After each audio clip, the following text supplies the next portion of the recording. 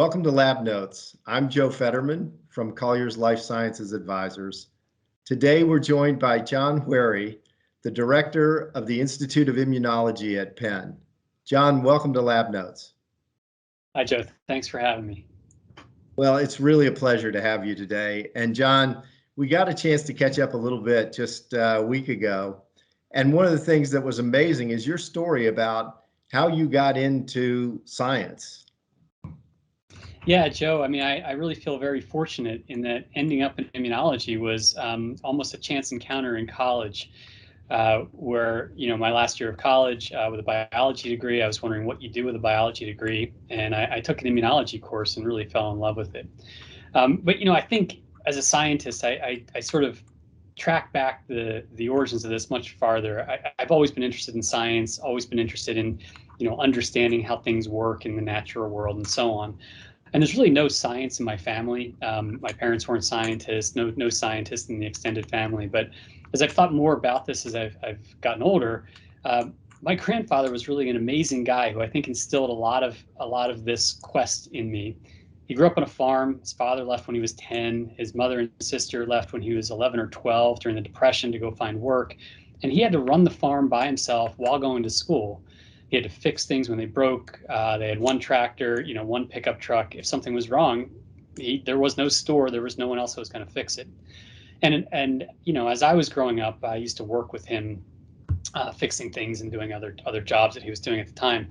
And there wasn't a problem the guy couldn't solve, no matter what. He was able to figure out how anything worked, take it apart, put it back together, and had the most creative solutions for things that no one else would ever come up with. And so I think some of that sort of sunk in somewhere along the way, where a lot of what you do in science is come up with solutions to a logic puzzle. And it's turning things around as many different ways as you can until something kind of fits and sticks. And then you follow that path and really try to understand every step along the way. So I think a lot of that kind of creeps into the science we do. And I was fortunate in my scientific training also to have some great mentors along the way, and in some ways stumble upon an interesting problem that we'll get to later about T-cell exhaustion or inactivation of the immune system in cancer and chronic infections. But really, I think it's this idea of solving the logic puzzle that really drives me for a lot of what we do. That's a great story. It really makes a lot of sense. And I'm sure that it connects you with the idea that there is a solution here. I can find this solution. Yeah, and I say to my kids all the time when they get frustrated with something, schoolwork or something else, that there's always got to be another way. There's got to be another solution. Sometimes the solution is that's not the problem I should be working on, but there's always got to be another way to figure out how to solve this problem or address this question. Well, what a great backdrop for our conversation today, because there are a number of things that we can talk about as it relates to COVID, mRNA, the vaccine, Penn's connection to that, and in fact, the whole booster discussion. So if we may, let's use that as a point of transition to some perseverance and problem solving that has gone on at Penn. Yeah, I mean, it's been, for all of us, it's been, quite a year and a half, going on 2 years now. And, I feel very fortunate to be at Penn during this time, really the birthplace of mRNA vaccines with Drew Weissman and Catalina Carrico's work. And it's amazing to see what they've built and continue to build in the area of mRNA vaccines. But really our involvement from my group and some of the immunologists on campus really started with the sort of the emergency of hospitalized COVID patients back in March and April of last year, as we were seeing the number of hospitalized patients kind of overwhelm our ICUs and creep up to the maximum capacity that we could handle at Penn. We were lucky with a lot of really good management, incredible clinical teams, incredible physicians. Penn never really got saturated. The Penn health system never really got saturated, but boy, we were watching daily, worried about whether we would get there. And at the time, we began working on trying to understand what it was that was driving the inability to deal with this viral infection. Our group had worked on viral immunity for a couple of decades, and we started working with the critical care physicians to try to address in real time what is it that the immune system might be telling us about these patients and how their disease is evolving. And we learned a lot along the way. We started to understand sort of the different ways that your immune system might respond to COVID-19. And that was useful in the clinical management and trying what our physicians at Penn did really well was figure out how to just strike the balance between suppressing the immune system when the immune system is causing damage and trying to allow the immune system to work when it seems to be containing the virus. And that's sort of a knife's edge balance for some patients. And understanding the immune response really helped with that. But then we've transitioned, of course, into an era of vaccination, and that's not been without its own challenges. We now, of course, all of us know we get a 2-dose vaccine regimen that induces really good immunity, and we're seeing that immunity really be very protective from severe disease. But we've transitioned now into this new question about boosters, and will those 2 doses be enough? When will we need to boost our immune system again? Will our immunity wane? We don't know all the answers to those questions. Of course, NIH and FDA and the CDC are talking about boosters soon this fall, and even sooner for people with immunocompromised conditions or poor immune systems. But what we really need to know is how long our immunity lasts, how well it protects us, and if you're vaccinated, do you spread? And right now, we have partial answers to those questions. But we're working very hard to understand how durable immunity is from these vaccines so we can start to get back to our real lives. So this study of immunity was COVID specific, but you actually have a project going, the Immune Health Project, which I've got to believe on some level is related and yet is probably far beyond just COVID. Let's talk about that. Yeah, thanks, Joe. I mean, I think this brings up a much bigger question, and the idea of the Immune Health Project predates COVID, but I'll talk about how the COVID situation really, I think, put this on a fast track. So we've thought for many years that the immune system could be used in a more powerful way for clinical medicine. We know now that there are very few clinical diseases that don't have some immune imprint. Many of them have the immune system as part of the cause of disease, but in many others, the immune system is at least listening to what happens. We sort of think about the immune system, for lack of a better way to put it, it's sort of like your central nervous system, except it moves around in your blood. Immune cells survey and sense and listen to everything that happens in all of our tissues all the time. And then many of them move through the blood to go to the next place. And if we're smart enough, we should be able to take a little sample of blood and listen to what those immune cells are telling us about the last tissue they were in or the last place they visited for what might be going wrong or what might be going right. And so currently, our ability to use the immune system in clinical medicine is quite limited. We don't really take advantage of all the things we can measure because it's really hard and because we need to make it actionable. So if we measure your immune system and my immune system, they'll be different. But that doesn't tell us what we should treat me with versus you in terms of a disease or maintaining overall health. So a couple of years ago, we decided that what we needed to do is build a system, build a project where we could profile the immune system in a set of patients who are going to receive some therapy. We could then actually identify signatures of their immune system in the patients who responded to that therapy and those who failed. The classic example of this is in treatment of cancer, where we have very good drugs, but those drugs only effectively treat 30%, 40% of patients. So what is it? What's the signature of an immune system that responds and one that doesn't? And if we can derive that, can we use that before we even treat patients? So we know who's going to respond, but more importantly, who should go on a more aggressive therapy or a clinical trial or something different. Now, when COVID hit and we had started to set up the system, we realized this was exactly what we needed. We had physicians calling us saying, I have a patient just admitted, they're really sick. I don't know whether to start them on something that suppresses the immune system or something that activates the immune system. You're talking about going 2 diametrically different directions, and picking the wrong one could be really devastating for the patient. So can you give us a picture of whether their immune system is hyperactivated, it's already doing too much, and it's the immune system causing damage, or whether their immune system is kind of unaware that they're infected and we need to boost it?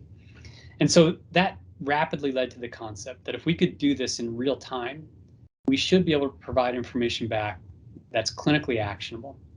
Now, this is a big lift. It's really hard.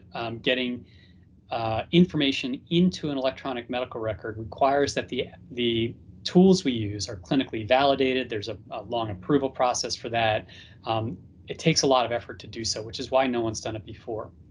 But we now have the tools and evidence that if we do this correctly and we get it to a point where there's a clinical decision that can be made, we could really transform the way we think about clinical medicine, where we're now using the immune system to identify treatment choices for patients with a whole variety of diseases. So COVID kind of put this on a fast track, kind of gave this an injection of saying, this is a great idea. We've been thinking about it for a while, but we need it now. We need to make this happen now because the patients are sitting there. You could sort of fast forward this just about a year to the point of booster vaccines. How do you know whether you need a booster vaccine? I get this question 3 or 4 times a day by email or text or Twitter. I got a vaccine this long ago. I have this condition. I have this family member who's immunocompromised. Should I get a booster? The answer is, I don't know. And neither does your clinician, your physician at this point, because we don't have the information we need in the electronic medical record. But we could. If we found out that you had low antibodies, but you have a good T-cell response after vaccination, you're probably still going to have some protection. Should you get boosted? Probably. But then let's check after the booster to see if your antibodies came up or not. You have no antibodies, no T-cells. Maybe you should be a candidate for getting these so-called monoclonal antibodies or antibody therapy that might actually give you some level of protection. So we're very interested in moving this idea of immune health into a clinical operation where we can make clinical decisions for individual patients. And will that be done? Is that Penn system only? Is that beyond Penn Medicine? What's the extent of this project that you're working on? Yeah, right now we are just beginning to work on the pilot phases of this at Penn. We've been working with the clinical teams to get this in the electronic medical record. We're still in a beta testing version there.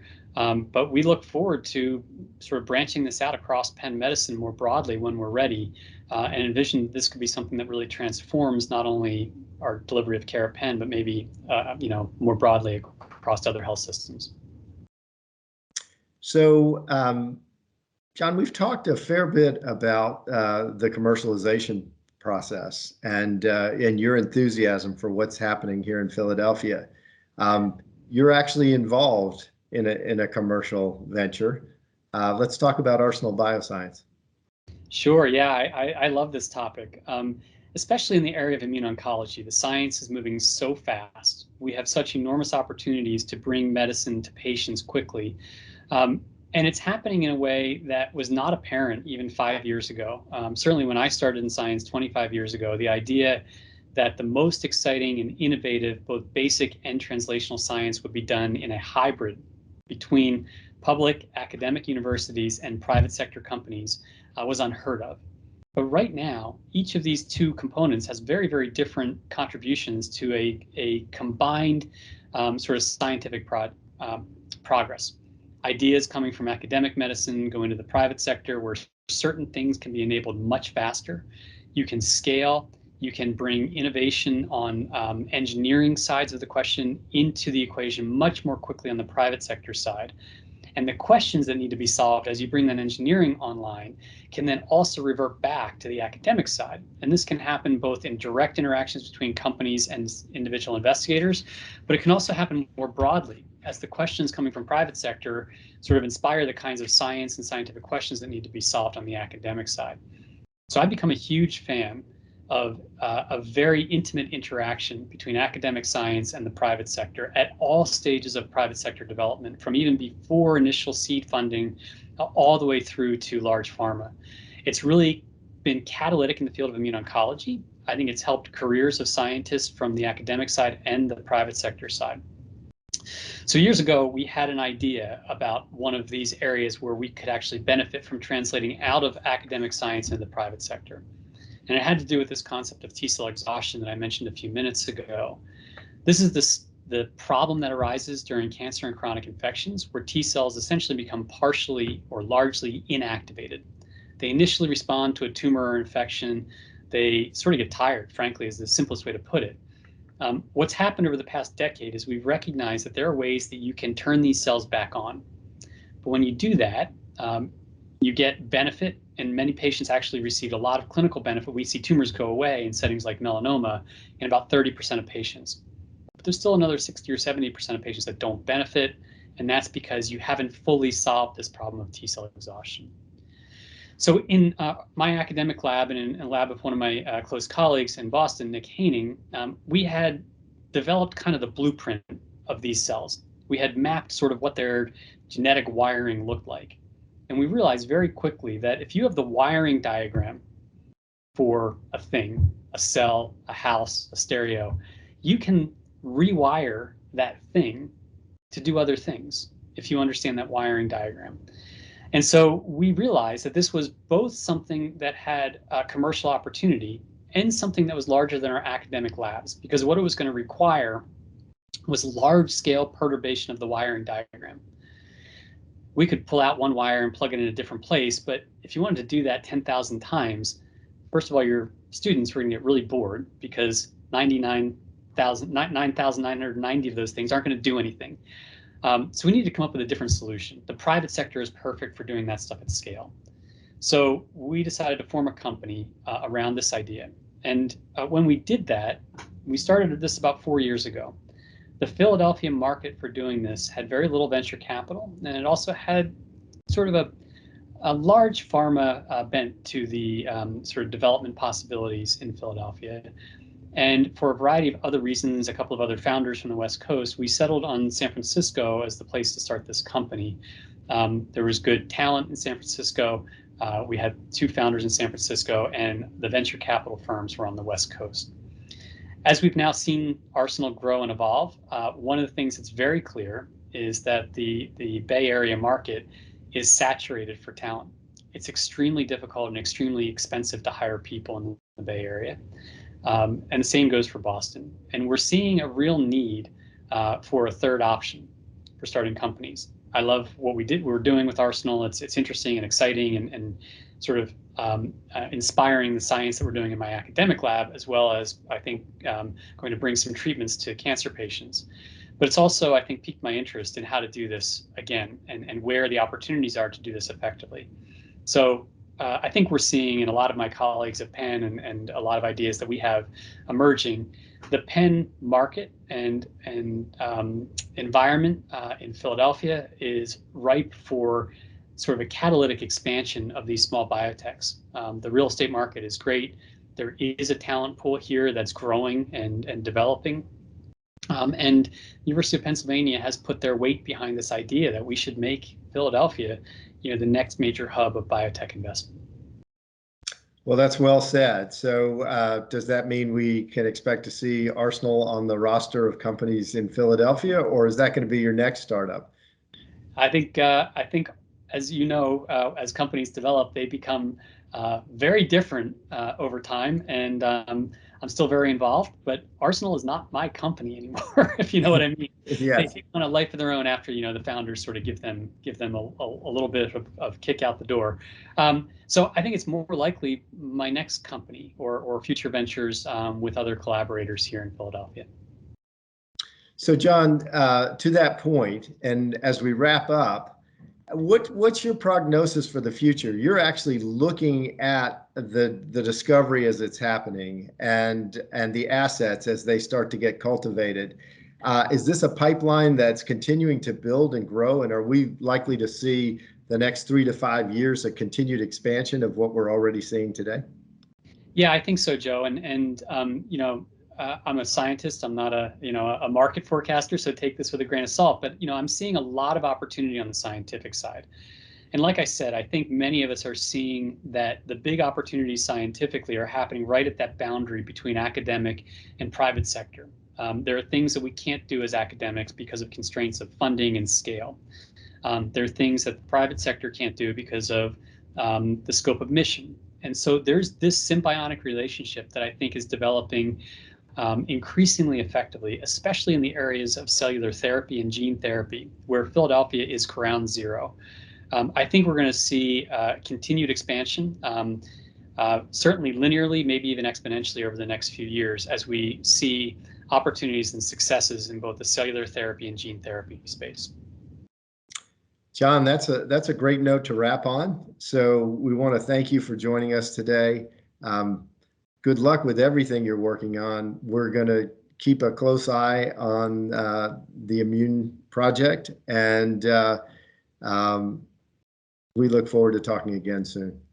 Well, thanks for having me, Joe. This was a lot of fun. Thank you.